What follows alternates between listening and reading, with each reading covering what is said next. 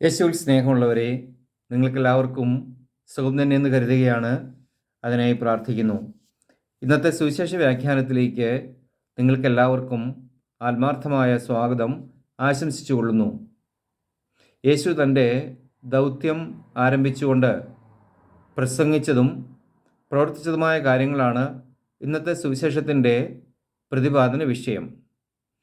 ഇതിലെ പ്രധാന ആശയങ്ങളെല്ലാം പല രീതിയിൽ പല പണ്ഡിതന്മാർ വ്യാഖ്യാനിച്ച് പല വ്യാഖ്യാനങ്ങൾ നൽകി കാലക്രമേണ ശരിയായ രീതിയിൽ വ്യാഖ്യാനിക്കുവാൻ വയ്യാതായിട്ടുള്ള ആശയങ്ങളാണ്.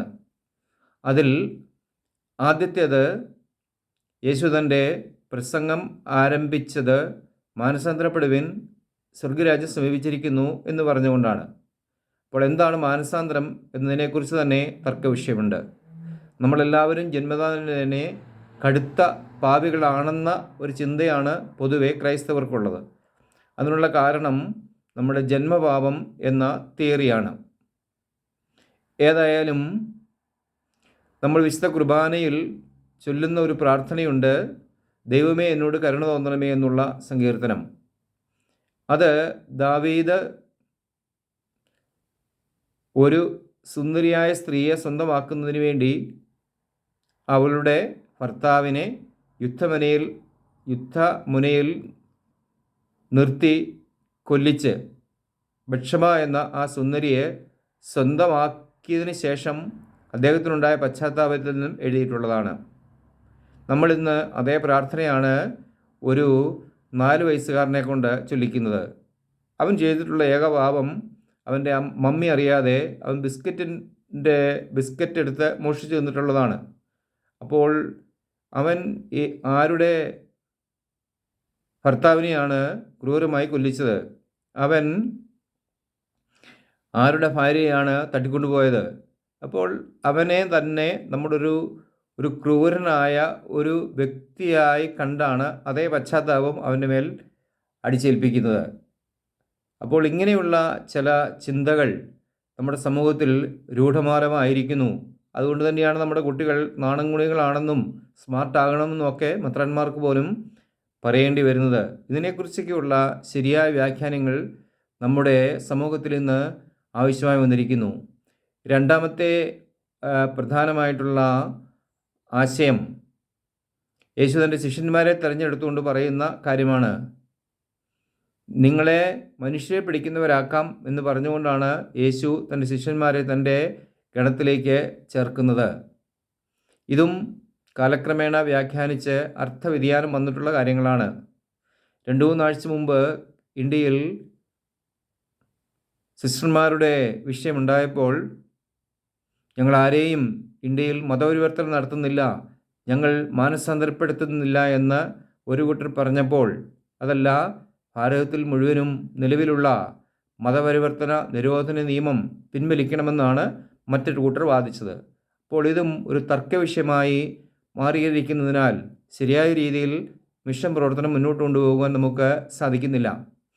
മൂന്നാമത്തെ ആശയം, യേശു സർവ്വ രോഗങ്ങളും ആധികളും വ്യാധികളും എല്ലാം ഉള്ളവരെ സുഖപ്പെടുത്തി എന്നുള്ളതാണ്.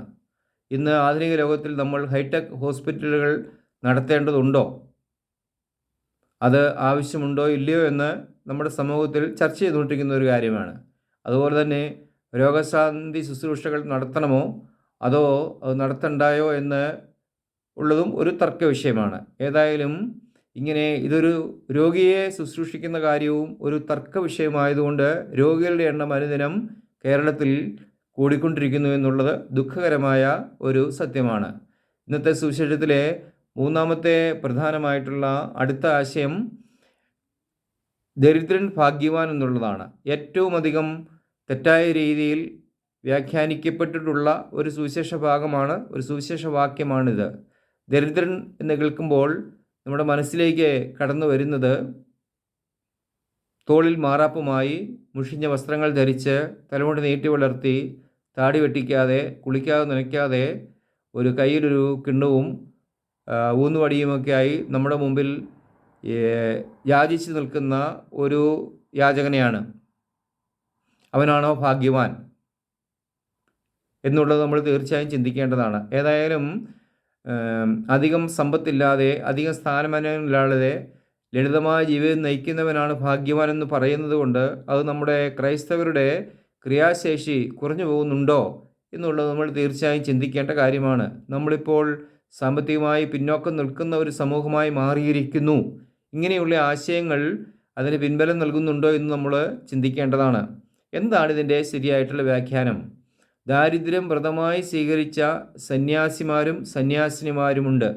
എന്നാൽ ഇന്നത്തെ ഒരു സന്യാസി എങ്ങനെയാണ് ജീവിക്കുന്നത്, യാത്ര ചെയ്യുന്നത്?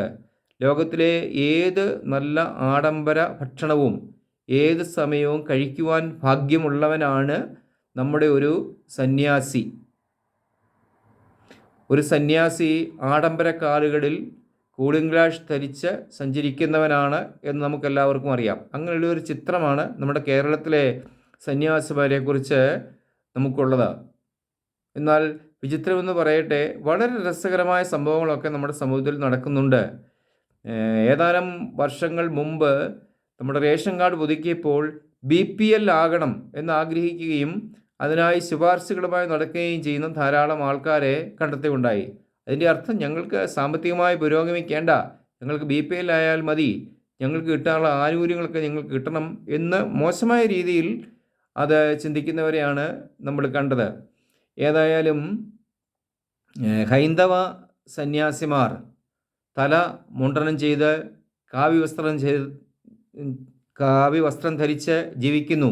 അത് വളരെ മാതൃകപരമായ ഒരു സന്യാസ വ്രത ജീവിതമാണ്.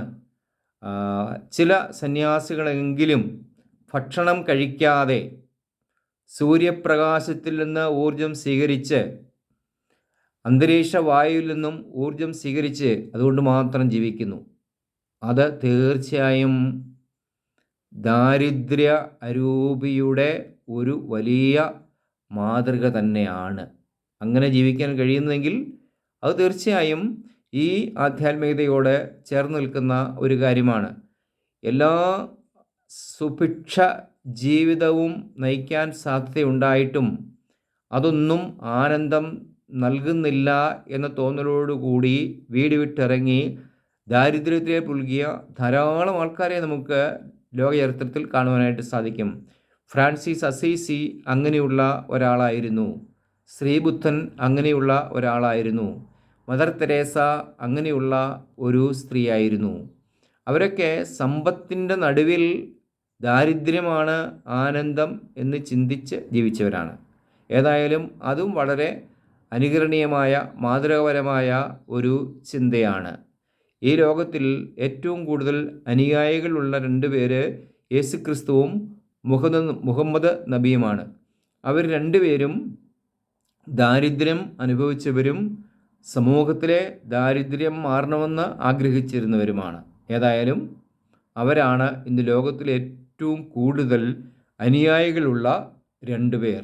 അപ്പോൾ ദാരിദ്ര്യത്തെ അത്ഭുതകരമായ ഭാഗ്യമായി മാറ്റിയവരാണ് മുഹമ്മദ് നബിയും യേശുക്രിസ്തുവും.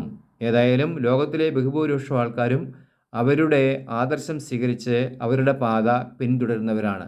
അപ്പോൾ ഇതുപോലുള്ള ആശയങ്ങളുടെ ഇതുപോലുള്ള മഹാത്മാക്കൾ പഠിപ്പിക്കുന്നതിൻ്റെ ശരിയായ അർത്ഥം മനസ്സിലാക്കുവാനും നല്ല അരൂപിയിൽ നിറഞ്ഞ് ജീവിക്കുവാനും നമുക്ക് ഓരോരുത്തർക്കും ശ്രമിക്കാം. നല്ലവനായ ദൈവം നിങ്ങളെല്ലാവരെയും സമൃദ്ധമായി അനുഗ്രഹിക്കട്ടെ. ആമേൻ.